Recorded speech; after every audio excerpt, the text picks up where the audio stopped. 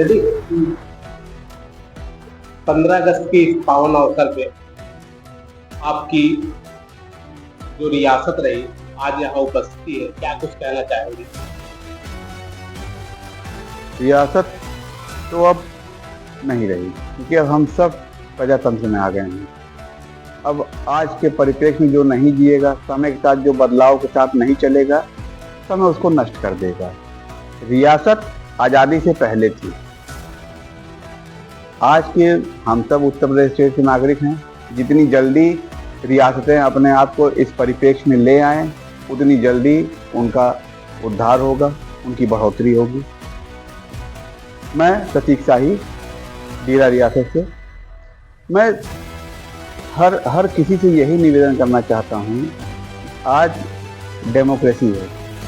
हमारे बाप दादाओं ने सिर्फ इसी के लिए 351 रियासतें, 1.25 लाख जमींदारी, 3.5 लाख तालुकेदारी नष्ट करी कि अब आप लोग भी समझें कि आम आदमी भी हैं। लेकिन कम से कम आप लोग इस चीज़ को जानें कि हम लोगों ने क्या बलिदान दिया है। आज भाई भाई को 1 इंच जमीन देने को तैयार नहीं है। आप किसी भी सिविल कोर्ट, हाई कोर्ट चले जाएं तो भाई भाई लड़ रहा है। जो दान की शक्ति है वो सिर्फ रियासतों के पास थी। राजाओं ने जो दान किया वो इसलिए किया ताकि आज़ादी आए, ना कि सिर्फ अंग्रेजों से, बल्कि हम लोगों से भी आज़ादी आए।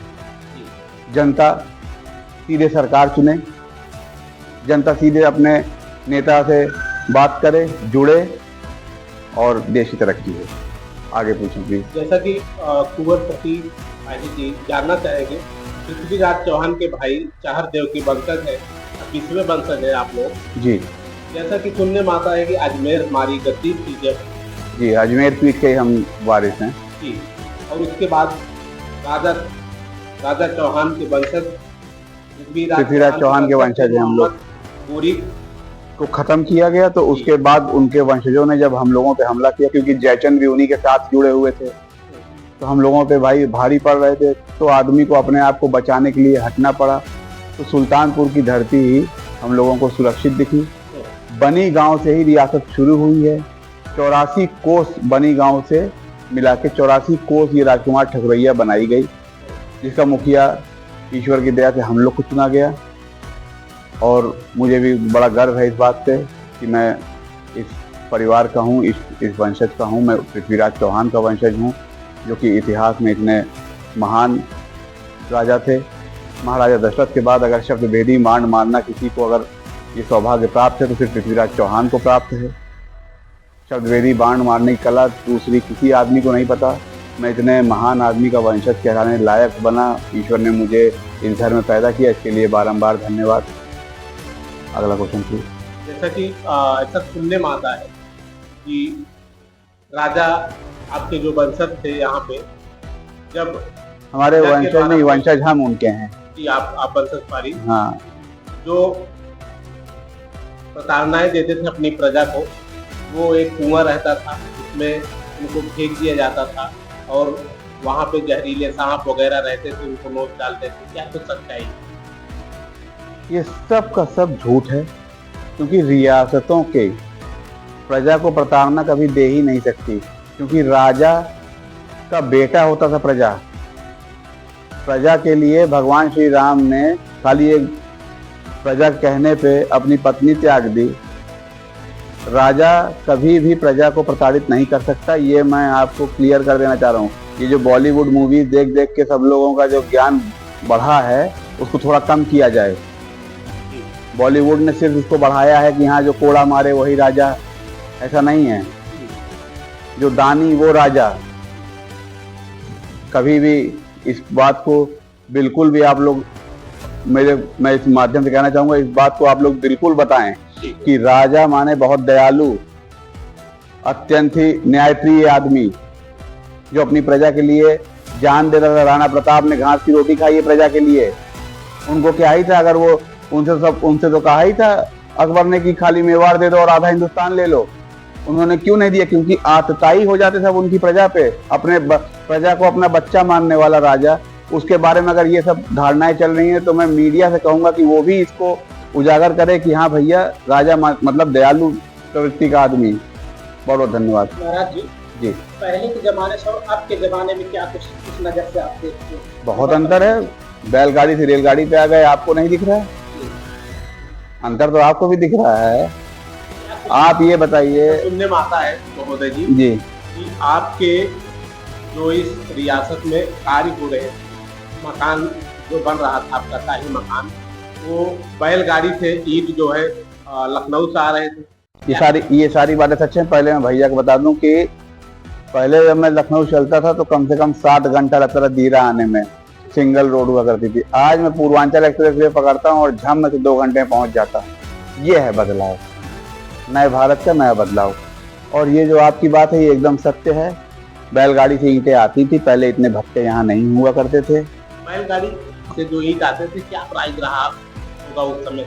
1 से 2 रुपए के बीच में रहा, बस 1 से 2 रुपए। बस मात्र। किराया कितना ले रहे? वही टोटल 1 से 2 रुपए किराया, ईंटा सब जोड़ के। हाँ, महाराज जी, राजभवन की अगर बात करें एकदम जर्जर हो चुका है और काफी जनपद सुल्तानपुर में चर्चित चीजें बनाते हैं और दूर दराज से लोग भी आते हैं देखने के लिए। उनके मन में सवाल होता है किसकी मरम्मत या इसका कोई नहीं दिखा रहा है। देखिए, राजभवन किसी जैसे परिवार का ही हिस्सा है और हर परिवार में जैसे मतभेद होता है तो कुछ राज परिवार में मतभेद है, तो अब राजभवन का बंटवारा हो नहीं सकता। इसलिए जो है कोई जो चीज़ सबकी है तो फिर कोई बनवा नहीं पा रहा है। अगर कोई बनाए, पूरा बनाए और उसके हिस्से में खाली 2 कमरा है तो वो क्यों बनवाएगा? सिर्फ और सिर्फ ये आपसी रंजिश की वजह से ये गिर रहा है और कोई बात नहीं है। प्रतीक शाही जी जानना चाहते हैं, पहले जो राजा रहा करते थे, आपके ही पूर्वज, आपके परिवार, और अब की सरकारें में क्या कुछ अंतर समझते हैं? अब तो बहुत अंतर है। पहले राजा ही जो है जज हुआ करता था, राजा ही नेता हुआ करता था, राजा ही आर्मी इन चीफ हुआ करता था। अब सब अलग अलग पद हैं, तो बहुत अंतर हो गया। राजतंत्र प्रजातंत्र में बहुत अंतर है, इसमें तो कोई समानता ही नहीं है। इसी को बदलने के लिए तो हम लोगों ने सब राजपाट दान किया। क्या अनुभव करते हैं साहब, पहले के दिनों में अब के दिनों में कुछ बदलाव है, क्या अंतरण अनुभव करते हैं? बस आदमी हमें ये क्रूर और ये सब समझना बंद कर दे, दयालु समझना चालू करे, जो हम लोगों ने किया है, जमीनें दान की हैं। महाराज जी, बंसी नदी के तट पे ऐसा मेरे सामने तो अभी तक कुछ आया नहीं जो कि मैं आपको बताऊं साफ बात, क्योंकि धोपाप मंदिर भी है, डीरा मंदिर भी है, और सावन से ज़्यादा भीड़ तो यहाँ पे मौनी अमावस्या, गंगा दशहरा इन सब पे होती है और श्रद्धालुओं का तांता लगा रहता है। लेकिन कोई ऐसी अनहोनी कभी मैंने देखी नहीं, न कभी मैंने सुनी। अब लेकिन आपने बताया तो इस चीज़ की मैं विस्तृत गहन अध्ययन करूंगा और चर्चा करूंगा। इसके बाद हम आए थे और काम शुरू कीजिए, इसको तरह से यहाँ पानी लगा। हमारे सामने नहीं आई बात ये, अगर आई होती तो हमने इसका जरूर निवारण किया होता। मैं पूछूंगा, अगर आप पंडित जी का नाम लिए मैं पूछूंगा बुलाकर। महाराज जी, लास्ट में जाते जाते 15 अगस्त है स्वतंत्रता दिवस। स्वतंत्रता दिवस के उपलक्ष्य में क्या कुछ अपने जीवन में आगे चलने की क्या कुछ रणनीति या आगे चलने का है? ईश्वर की देन है, जहाँ ले जाए। मैं ऐसा कुछ सोचता नहीं हूँ, बहुत ज़्यादा मैंने सोचा नहीं कि मैं क्या करूँगा, क्या करना है, क्योंकि सोचा हुआ, देखिए सोचा हुआ कभी होता नहीं है। मैंने बहुत कम उम्र में पिताजी को खो दिया जो सोचा नहीं था। फिर परिवार ने काफ़ी दिक्कतें दी, भाई पटीदार ने, वो भी नहीं सोची थी।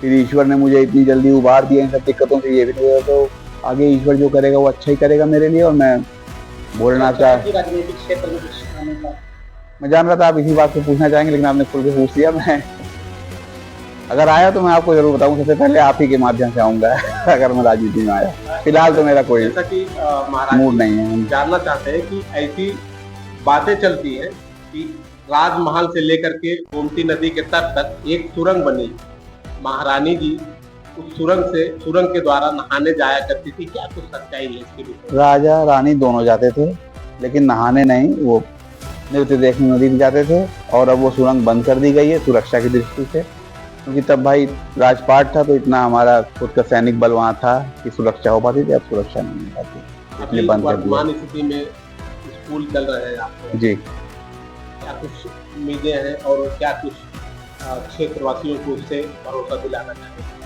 वो तो शिक्षा संस्थान है, उससे हम लोगों ने कभी कभी उससे धनुगाई की हम लोगों ने कोशिश भी नहीं की ना आगे भविष्य में कोई हमारा वंशज करेगा। वो एक शिक्षा है, दान किया गया है, वो उसी लिए है। जैसे बगल में अस्पताल दान किया गया है जो पीएचसी चल रही है, डीरा में वो भी दान की हुई है। आपका पीएचसी से लेके तमाम बड़ी बड़ी बिल्डिंग सारी जो हैं, तो इसलिए ऐसा ये सब इससे कोई कमाई का नहीं है, सिर्फ क्षेत्र की डेवलपमेंट के लिए, शिक्षा के लिए। पहले जो रियासत में जमीनें थी अभी वर्तमान स्थिति में कितनी रही है? जो सीलिंग से बच पाई वही सब हैं, जितनी एक आदमी रख सकता है, एक कॉमन मैन, उतना है। धन्यवाद। शुक्रिया।